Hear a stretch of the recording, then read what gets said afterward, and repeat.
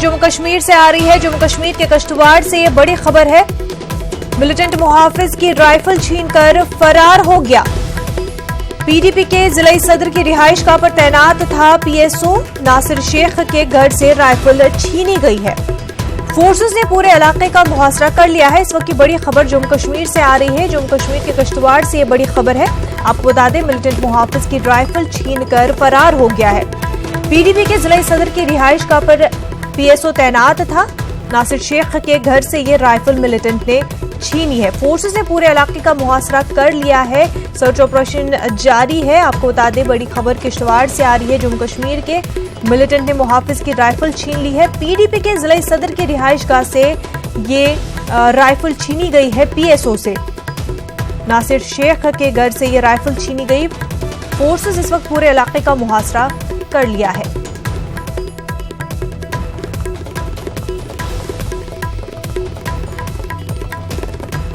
हमारे साथ हमारे नुमाइंदे मनोज इस वक्त जुड़ चुके हैं। मनोज, आपसे इस पूरे मामले को लेकर तफसीलात चाहेंगे। देखिए मुन्नन साहब, हमारे पास ये खबर आई है किश्तवाड़ से। पीडीपी का जो डिस्ट्रिक्ट प्रेसिडेंट है नासिर शेख उसका नाम है, उसका जो पर्सनल सिक्योरिटी ऑफिसर है उसकी राइफल छीन ली गई है राइफल, और मिलिटेंट वो राइफल लेके भाग चुके हैं। पूरा जो एरिया है उसको कॉर्डन ऑफ कर दिया गया है और ये कोशिश की जा रही है कि जो मिलिटेंट ये राइफल छीन के ले गए हैं उन्हें जल्दी से जल्दी गिरफ्तार किया जाए। फिलहाल कोई गिरफ्तारी अमल में नहीं लाई गई है। और हमारे पास ये भी खबर है कि जिस तरह से किश्तवाड़ में आज बंद का आह्वान भी किया गया था तंजीमों की तरफ से, और अब जबकि ये वाकया भी हुआ है उसके बाद किश्तवाड़ टाउन में कर्फ्यू नाफिज कर दिया गया है। तो फिलहाल पुलिस जो है वो ये कोशिश कर रही है कि वो मिलिटेंट जिन्होंने ये राइफल छीनी है उनको पकड़ लिया जाए। हम आपको बता दें कि हमने देखा हुआ कि पिछले कुछ अरसे से ये जो चुनाव वैली का एरिया है ये मिलिटेंसी से पाक हो गया था, लेकिन पिछले कुछ समय से कुछ अरसे से यहाँ पर एक बार फिर मिलिटेंटों की जो कार्रवाइयाँ हैं वो देखने को मिली, हरकतें देखने को मिली हैं। और प्रशासन लगातार ये कोशिश कर रहा है कि जिस तरह से वहाँ मिलिटेंटों की कार्रवाई बढ़ रही है उसको कम करने के लिए, उसको खत्म करने के लिए, काबू करने के लिए इकदाम उठाए जाए। हमने देखा पिछले दिनों भी वहाँ जो इस तरह की जो मूवमेंट थी मिलिटेंट्स की उसके बारे में खबरें आई थी, और जो पुलिस और प्रशासन है वो ये कोशिश कर रहा है कि अभी जो हालात वहाँ बने हुए हैं मिलिटेंट्स जो बढ़ने लगी है, जो ऐसा इशारे मिल रहे हैं उस पर कैसे काबू पा लिया जाए। जी बिल्कुल मनोज, बेहद शुक्रिया आपका तमाम तर तफसीलात के लिए।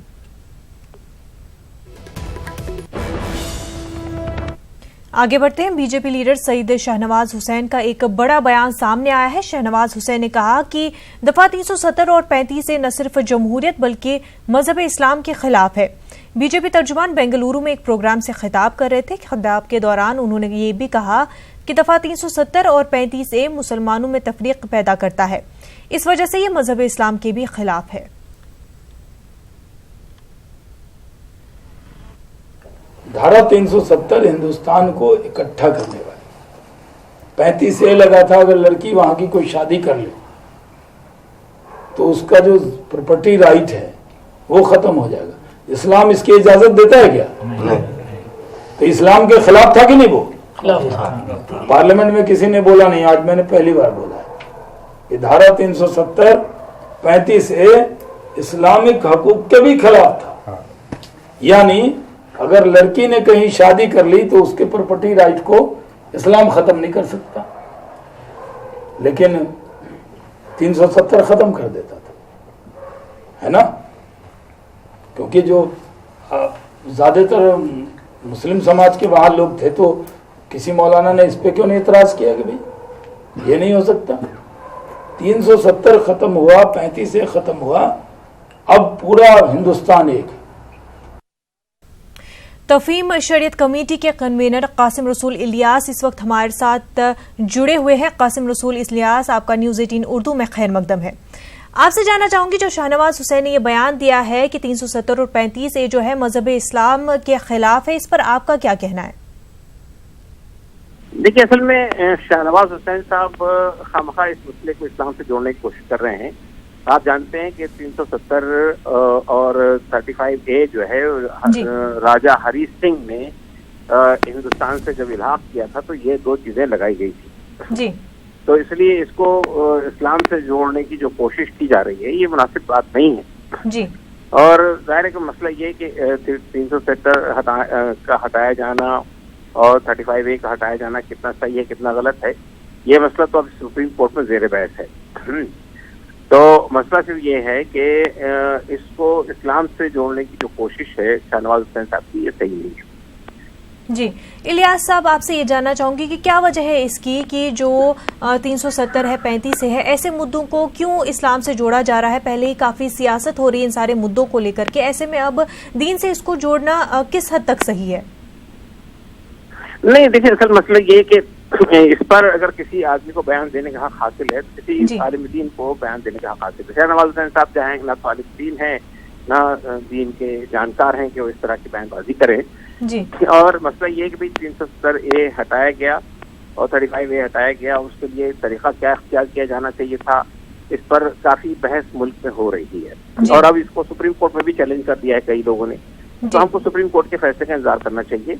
और मसला जहाँ तक इस बात का है कि कश्मीर में कोई आदमी प्रॉपर्टी नहीं खरीद सकता है या 370 की वजह से कुछ स्पेशल स्टेटस दिया हुआ है, तो ऐसा दूसरी स्टेट के साथ में भी हमारे यहाँ है। हमारे कॉन्स्टिट्यूशन ने नॉर्थ ईस्ट के अंदर कई रियासतों को ये स्टेटस स्पेशल स्टेटस दिया गया है, वहाँ भी मुल्क का कानून लागू नहीं होता है। हिमाचल प्रदेश और गोवा के अंदर भी लोग जमीनें खरीद नहीं सकते हैं। तो इसलिए ये कहना कि कश्मीर की कोई खास स्पेशल हैसियत थी, ये बात सही नहीं है। कश्मीर को भी वही हक हासिल था जो हक जो है नागालैंड को हासिल था। तो बहरहाल ये मसला तो अब सुप्रीम कोर्ट में जेर बहस है।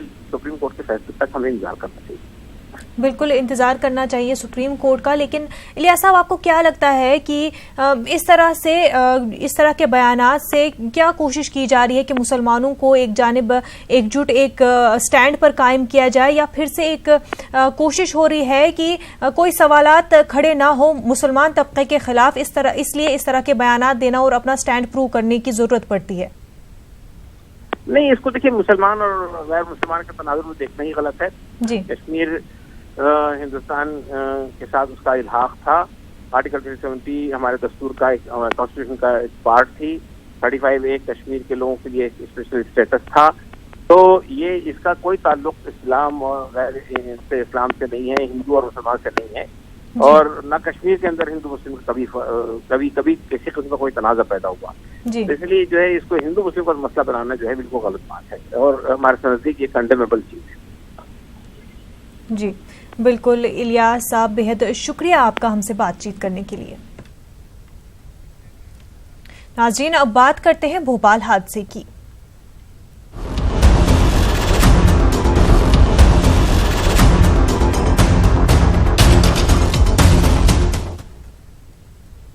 भोपाल कश्ती हादसे में 11 हलाकतों की तस्दीक हो चुकी है। 7 अफराद का रेस्क्यू किया गया है। 7 की हालत मुस्तकम। सर्च ऑपरेशन अभी भी जारी है। सीएम कमलनाथ ने जांच का हुक्म दे दिया है। इस बीच रियासती हुकूमत ने महलूकीन के लवाहिकीन को 11-11 लाख मुआवजा देने का ऐलान किया है। वाज़ेह है कि कश्ती में 19 अफराद सवार थे।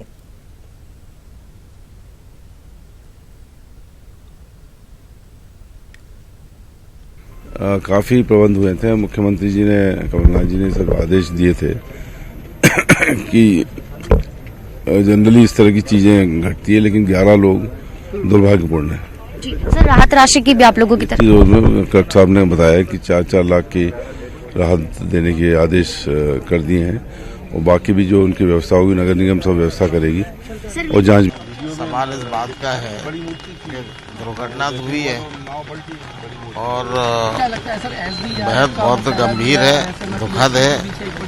हम उनके जितने हमारे भाई बहन साथी लोगों की मौत हुई है, सब दर्दनाक घटना है। हम सब लोग बहुत दुखी हैं इस घटना से। जहाँ तक मुख्यमंत्री जी का सवाल है, मुख्यमंत्री जी से हम और चर्चा करके अभी जो आर्थिक सहायता घोषित की है उसके अतिरिक्त भी बात करेंगे क्या क्या और हम सोचा, क्योंकि अभी तत्काल घटना घटी, हम लोगों ने अभी डेड बॉडी उन लोगों के परिवार की रवाना करवाई है। हम दोबारा मुख्यमंत्री जी से और क्या मदद हो सकती है मृतक परिवार को हम उनसे निवेदन करेंगे, लेकिन मौत होती है उसकी कोई कीमत नहीं होती।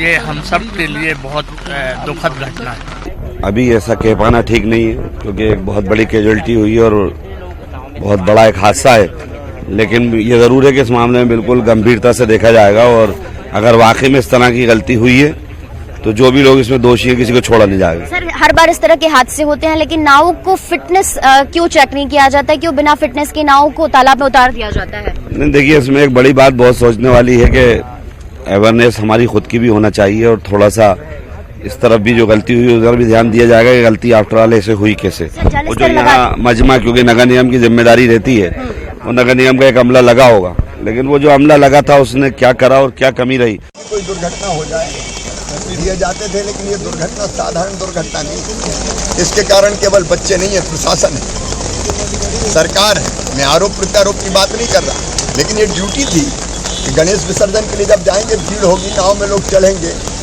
और रोका क्यों नहीं? जिम्मेदारी किसकी थी? और इसलिए ये आपराधिक लापरवाही के कारण दुर्घटना हुई है। इसलिए 25 लाख रुपए कम से कम दिए जाने चाहिए, शासकीय नौकरी दी जानी चाहिए। किसी स्तर के ऊपर कहीं उल्लंघन हुआ है, 2 नाव को जोड़कर इसको ले जाया गया है, इसकी मजिस्ट्रियल जांच के आदेश हो गए हैं और जांच में आने के बाद हम इसके ऊपर सख्त से सख्त कार्रवाई करेंगे। मैंने कहा कि नगर निगम स्तर के ऊपर भी कोई लापरवाही हुई होगी तो हम किसी को बख्शेंगे नहीं, किसी को छोड़ेंगे नहीं। और नगर निगम आयुक्त से मेरी लगातार चर्चा चल रही है, न्यूज 18 के माध्यम से भी मैं पल पल की जानकारी ले रहा हूँ और भोपाल पहुंचने के बाद हम एक आध दिन कल ही इसकी बैठक बुलाएंगे और बैठक बुलाने के बाद जो कमी है, हमने शीतल दास की बगिया और छोटे तालाब का जो काली घाट है उसको भी चुस्त दुरुस्त करने के हमने निर्देश दिए। चूंकि एक घटना खटलापुरा घाट की हुई है, भविष्य के अंदर इसकी पुनरावृत्ति ना हो, इसके लिए जो भी हर संभव हमको उचित कदम उठाना पड़ेंगे, जो सख्त से सख्त निर्णय लेना पड़ेंगे वो हम लेंगे। बहुत बड़ा हादसा हुआ है और जहाँ 11 लोगों की मृत्यु हुई है, मैं श्रद्धांजलि अर्पित करता हूं और इस पर हम इंक्वायरी हम ऑर्डर कर रहे हैं, ऑर्डर करिए, इसकी पूरी इंक्वायरी हुई किस प्रकार हुए और जो भी दोषी हैं उन पर कार्रवाई करी जाएगी। हमने तय किया है कि हम 11 लाख रुपए का मुआवजा देंगे। बीजेपी कोई भी मांग करे, ये हमें उससे कोई मतलब नहीं। इंक्वायरी के लिए ऑर्डर दे दिए गए हैं।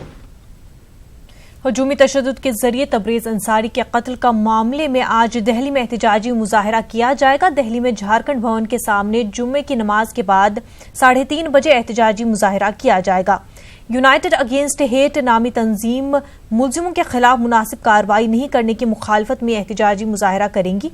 दफा 302 की जगह 304 लगाए जाने के खिलाफ एहतजाज होगा। वहीं इस ताल्लुक से झारखंड के रांची में भी एहतजाज किया जाएगा।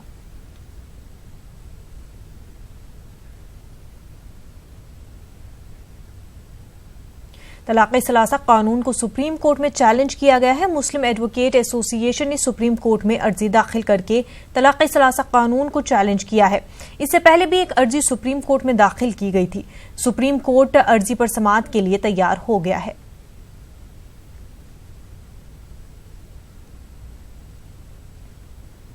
अयोध्या तनाज़ा मामले में सुप्रीम कोर्ट में 23वें रोज भी समाअत जारी है। ज़फ़रयाब जिलानी दलाइल पेश कर रहे हैं। ज़फ़रयाब जिलानी ने कहा, जब 1885 में निर्मोही अखाड़े ने अदालत में दरख्वास्त दाखिल की थी तो उन्होंने अपनी दरख्वास्त में कहा था कि मुतनाज़ा जमीन के मगरिबी हिस्से पर एक मस्जिद बनी हुई थी। यह हिस्सा अब मुतनाज़ा जमीन के अंदरूनी सहन के नाम से जाना जाता है। वहीं ज़फ़रयाब जिलानी ने कहा कि निर्मोही अखाड़े ने 1942 में अपने मुकदमे की समाअत में इस मस्जिद का जिक्र किया है, जिसमें उसने 3 गुंबद की बनावट को बतौर मस्जिद कबूल किया है।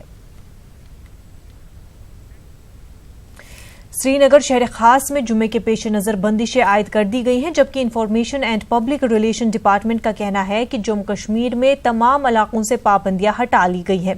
गाड़ियों की आमदोरफ्त में कई गुना इजाफा हो चुका है। लैंडलाइन फोन पूरी तरह से कारगर कर दिए गए हैं। कुपवाड़ा हंदवाड़ा में मोबाइल फोन सर्विस भी शुरू हो चुकी है। लोगों की नक्लो हरकत पर किसी तरह की पाबंदी नहीं है।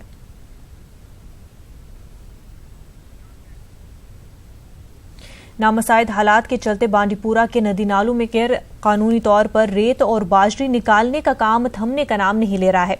अगरचे चंद रोज कबल नाला अर्थू में गैर कानूनी तौर पर रेत और बाजरी निकालने के हवाले से न्यूज 18 उर्दू ने रिपोर्ट नश्र की थी और महकमे फिशरीज ने इस हवाले से कार्रवाई की थी। ताहम अब नाला मधुमती में भी रेत और बाजरी निकालने का गैर कानूनी काम दिन दहाड़े जारी है और महकमे फिशरीज इस सारी तबाही से अनजान बैठे हैं।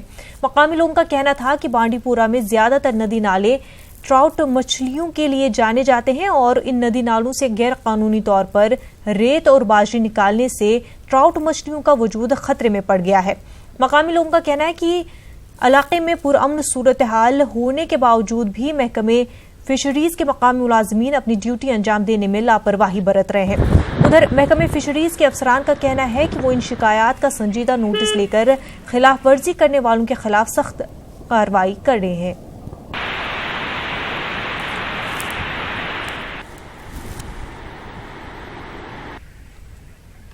एक्सट्रैक्शन का मसला है तो कुछ दिन पहले हमें रिपोर्ट्स आए कि अठवतुम में कुछ लोग इलीगल एक्सट्रैक्शन कर रहे थे, तो मैंने उसी वक्त अपनी टीम को मुतहरिक किया, तो वो वहाँ पे गए और उसी वक्त उसको स्टॉप किया। तो हमें जहाँ भी रिपोर्ट्स आते हैं रिगार्डिंग इलीगल एक्सट्रैक्शन तो हम उसी वक्त कार्रवाई करते हैं। तो हम इंशाअल्लाह इसको 100% रोकने की कोशिश कर रहे हैं। वादी कश्मीर के सेब काश्तकारों को बड़ी राहत देने के लिए गवर्नर सत्यपाल मलिक ने marketing intervention target scheme launch की है। इस स्कीम के तहत नफीड मकामी मंडियों से मजमूई पैदावार में से 50% से ज्यादा के सेब खरीदेंगे। कुछ काश्तकारों ने इस स्कीम का खैर मकदम किया है, जबकि कई ने कीमतों के हवाले से खदशात का इजहार किया है। पेश हमारे चीफ रिपोर्टर परवेज भट्ट की रिपोर्ट। बागबानी का शोबा वादी कश्मीर की मईशत की रीढ़ की हड्डी तस्वुर किया जाता रहा है। ताहम इस साल वादी में नामुसाइद हालात की वजह से इस सनत को कई उतार चढ़ाव का सामना रहा। नाशपाती उगाने वाले मेवा काश्तकारों को पहले ही भारी नुकसान उठाना पड़ा, ताहम अब सेब के बागात अपने जोबन पर हैं और इसी के चलते सेब काश्तकारों की परेशानियां दुगनी हो गई हैं। और इस बीच सेब काश्तकारों को बड़ी राहत फराहम करते हुए गवर्नर सत्यपाल मलिक ने आज marketing intervention target scheme launch की। ये स्कीम श्रीनगर के महकमा बागबानी दफ्तर पर लॉन्च की गई। इस स्कीम के तहत नफेड मकामी मंडियों से 50% से ज्यादा सेब मुकर्ररा कीमतों पर खरीदेगी। सेब फरोख्त करने का अमल आज से ही 4 बड़ी मंडियों में शुरू भी हो चुका है। गवर्नर का कहना है कि इस तर्ज अमल से सेब काश्तकार को बराह रास्त फायदा मिलेगा और कायदे कानून तय हो गए कि किस तरह से हम इनको दाम देंगे। ये जो सी ग्रेड एप्पल है ये करीब 40% है टोटल प्रोडक्शन का, लगभग 8 लाख टन होता है और ये 3 से 7 रुपए के बीच में बेचा जाता है। अब जो खरीदा जाएगा इसको बढ़ा के 1.5 गुना, 2 गुना, 3 गुना पे खरीदा जाएगा और असली चीज ये पैसा जाएगा किसान की जेब में। जो बाकी ग्रेडिंग है वो लगभग 8 लाख टन है, उसको भी मिनिमम एडिशनल जो इनकम होगी किसानों को उसमें लगभग 800 करोड़ की होगी। तो कुल मिला के किसानों की जेब में और सीधे ये नहीं किसी बिचौलिए के जरिए जाएगा।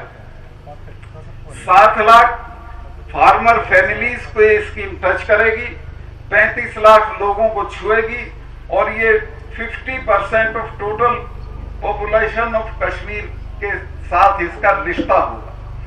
तो ये बहुत बेहतरीन किस्म की स्कीम है। बड़ी बात आप ये देखिए कि इतना आप एप्पल पैदा करते हैं लेकिन आपके यहाँ कोल्ड स्टोर नहीं है, उसको रोका नहीं जा सकता। अब ये जिम्मेवारी नाफेड की होगी, इनके पास बहुत कोल्ड स्टोरेज है, यहाँ से दिल्ली ले जाने की भी जिम्मेवारी इनकी होगी। हमारा किसान उससे भी बरी हो जाएगा। एक तखमीने के मुताबिक इस साल सेब की मजमूई पैदावार 20 लाख मीट्रिक टन है। इसमें नफेड 12 लाख मीट्रिक टन के आसपास सेब खरीदेगी। अक्सर सेब काश्तकारों ने इस स्कीम के हवाले से खुशी का इजहार किया, ताहम कई काश्तकारों ने कीमतों के हवाले से अपने खदशात का इजहार जरूर किया। काबिल जिक्र है कि नफेड कोल्ड स्टोरेज का ख्याल रखेगी और सेबों को दूसरी रियासतों में सप्लाई करने के लिए किराए का भी खास ख्याल करेगी। आप और मैं मिल जाऊंगा तो इसका कोई जरूरत नहीं है। अगर आप और मैं मिल जाऊंगा, मेरा बगीचा है, आप मिल जाएंगे मेरे से, मैं इतना लाख, मैंने पिछले साल 10 लाख का बेचा, इस लाख 11 लाख दे देंगे, तो मेरे को यहाँ से वहाँ जाने की क्या जरूरत है। पैसे से मतलब है, मेरा अयाल चल जाएगा, मेरा परिवार चलेगा। जो मुतमीन होगा वही बेचेगा, जो नहीं उसके लिए वो बाउंड है ही नहीं। वो प्राइवेट में भी बेच सकता है और इसके लिए मतलब वो बाउंड है ही नहीं। लगता है प्राइवेट में दिक्कत आ जाएगी, तो अगर सरकार ले लेगी पैसा भी नकद मिलेगा और परेशानी भी नहीं हो जाएगी। बहुत अच्छी स्कीम है, बहुत अच्छी। हमारी गुजारिश है गवर्नर इंतजामिया से वो इसमें शामिल करे किसानों को, जो ओरिजिनल किसान है ग्रोवर से, तो उनसे मशवरा करके इस स्कीम को कामयाब बना सकते। रेट सरकार अगर ठोसेगा वो फिर ये नाकाम हो जाएगा, क्योंकि दिल्ली में 1200 का होगा, ये देंगे 900। ऑलरेडी लोग जो है बाहर ही माल में। नफेड ने ग्रेड के हिसाब से सेब की कीमतें मुकर्रर की हैं। जायकेदार ग्रेड ए सेब की कीमत 52 रुपए, जबकि सी ग्रेड सेब की कीमत गुज़िश्ता साल के मुकाबले में 20 से 30% इजाफी कीमत पर खरीदा जाएगा। गवर्नर के मुशीर फारूक अहमद खान ने इस हवाले से शुबहात कुछ यूं दूर किए। जो डिलीशियस का ए ग्रेड है उसकी मिनिमम जो प्राइस है 52 रुपए कुछ पैसे है, और ये जो प्राइस है ये मिनिमम है। अगर किसान को मजबूरी नहीं है इस प्राइस पर बेचने की, अगर इससे ज़्यादा प्राइस मिलेगी उसे बखुशी वो बेचना चाहिए। हमारा सिर्फ ये है कि इससे कम प्राइस उसको कभी ना मिले। गवर्नर इंतजामिया और वजारत दाखिला के इश्तिराक से लॉन्च की गई इस स्कीम के नताइज तभी अच्छे आएंगे जब नफेड के जरिए मुकर्रर करदा कीमतों से सेब काश्तकार मुतमईन हो जाएंगे। बसूरत दीगर इस स्कीम की कोई खास अहमियत नहीं रहेगी। न्यूज़ 18 उर्दू के लिए हमारे चीफ रिपोर्टर परवेज भट्ट की रिपोर्ट।